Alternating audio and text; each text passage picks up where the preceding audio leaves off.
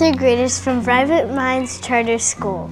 And we are working on solving an important question. How can we make people with disabilities feel included in our community? We were inspired by the book The Wild Robot in helping us become better people by learning from people with disabilities and their everyday challenges.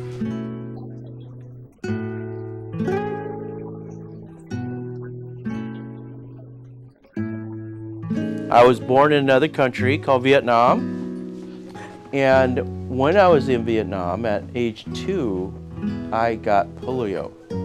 So, polio is a sickness that if you don't get the polio vaccination, 4 decades ago, many people were getting this disease. But all of you have gotten this vaccine, so you won't get polio. So I did not get a vaccine when I was 2 years old.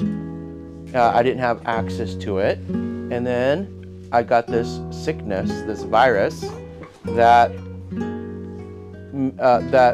attacks the central nervous system. So then my muscles couldn't work in my legs. So it left me paralyzed. What that means is that from my waist down, my legs don't work. And so at 4, I came over to the United States and I was adopted. Put into foster home, and then I was adopted. And my adopted parents taught me how to live life and overcome the challenges that I would be facing as a person with a disability. He asked us to think about the things we could and couldn't do if we were disabled. So what are some of those things that you do that someone in a wheelchair could not necessarily do? Soccer, so I wasn't able to play soccer. How about you? Tag! Simple game like at recess, playing tag, right? And how about you? Track. Okay, so those are some of the things that I couldn't do because I could not walk. And that's what polio did. But it didn't matter to me because I knew that even though I couldn't walk or run, I could do other things. I could do other things that involve the brain. So what are some things that you guys can do just using your brain? What's that? Math. So I loved math. So I was very good at it because it involved the brain. Let's see, who else has not answered? Yes, sir. Reading. And when you read, you learn a lot, right? So I learned how to read. He told us that even though his disability prevents him from doing certain things, he's still able to do many things he enjoys. So because there were certain things I could not do, I need to learn to adapt. Meaning I needed to learn to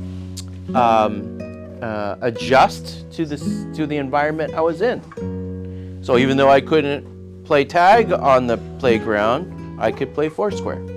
Even though I couldn't play baseball, I could be the umpire, right? And I could call the strikes and the balls. That's what the umpires do. They say safe or you're out. And so there are other things. So when I was growing up, I learned about those things that I did well. One of the things that I did well, my 6th grade teacher, he said, Stefan, you're in a wheelchair and you can't speak English. That's all right, but what I do know is that you like to talk a lot. And I did like to talk a lot. And he said, all you have to do is give oral presentations that whole year. So I didn't have to take a test. I didn't have to write. I just have to give presentations. And when I gave presentations that whole year, it helped my skill of communicating. And that, I think, is one of my better strengths that has led me to being here. So, even though I couldn't walk, I learned how to communicate, I learned how to read, I learned how to do math. I got good grades in high school, I went to college, and after college I became a teacher and then a principal, right, of our school, and then a couple schools, and then a superintendent in Los Angeles, and now the superintendent of all of Orange County. So anything is possible, right? Even though You can't do it all. Even though you can't do it all, you can do some things very well. He even told us how his friends helped him overcome certain challenges at school. What challenges have you been through in the world around you? That's a great question. So there's challenges actually I face every day. All right? Somebody in a wheelchair, it's difficult if there's no curb to get up a curb. So people build ramps, right? Or in high school, I went to a school where my classroom was on the second floor. How do I get to the second floor in my wheelchair? Well, the building didn't even have an elevator. So let's think about this. How do you think I got up the stairs if there was no elevator, no ramp? What do you think? Yeah. There was probably a ramp. No ramp to the second floor. How about the gentleman in the way back? Someone probably carried you and they probably brought the wheelchair with you. You got it. Oh, yeah. So this is what happened. I'd go every morning, I'd go to the bottom of the stairs, and there were 4 of my friends. They grabbed this and grabbed this, grabbed the back, and they lifted me up that stair every day. See, so that's a challenge. If I go to a building and there's no elevator, I would need somebody to lift my chair up. He asks us how we think he's able to drive his car. Every day, I have to drive to work. As a person in a wheelchair, I can't use my legs. How am I supposed to drive? That's a challenge that I had to overcome. How do you think I overcame that? Yes. Like extra buttons on the steering wheel or the front panel. Close. Close. Anybody want to give it a guess? I love the hands that are raised so nicely. Yes. You probably had like something like plastic to hold down like the pedals and the brakes. Very close. You guys are so close. You guys pretty much got it, car. So let's pretend that I'm getting in the car. And let's see if I can. Okay, this is actually perfect. Here we go. Watch this. Here we go. I'm going to use your teacher's pointer. All right. So I get in the car, open the door, and I just transfer to the seat like this. You see? It's kind of a small chair, but transfer. Then I take my wheelchair apart, and I'll show you when I leave. Take my wheelchair apart, and I throw it into the passenger seat. Then there's a hand control, a device that you were talking about. And what you were talking about back here, this device connects to the gas and the brake. So if I do this, if I pull, it pushes the gas, the pedal, and it makes the car go fast. And if I push, it stops the car. So that device, I pull and I push instead of using my legs. And then what do I do with my other arm, my other hand?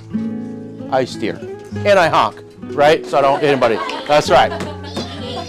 Right?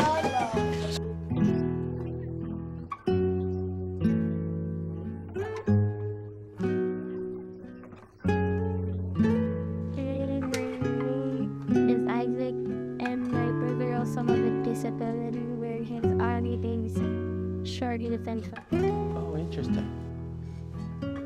they eat out only during soccer. The afternoon club goes out by going what from school. Yeah. But how about you from bullies who say that to me? That's a great question. You know what? I did have actually bullies, and mainly the bullies were in 3rd grade.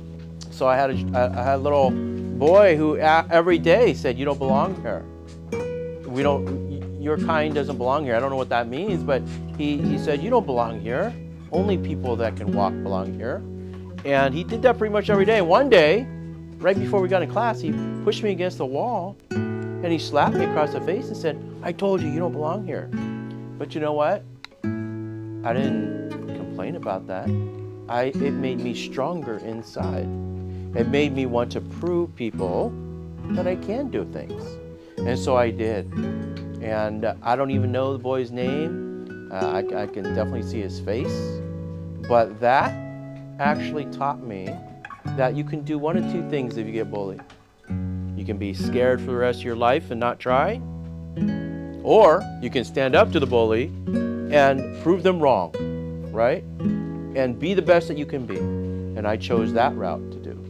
So yeah, I'm glad to hear that your brother overcome his disability by playing soccer. I'm sure he's an amazing soccer player, right? Yeah. And he has a lot of friends, doesn't he?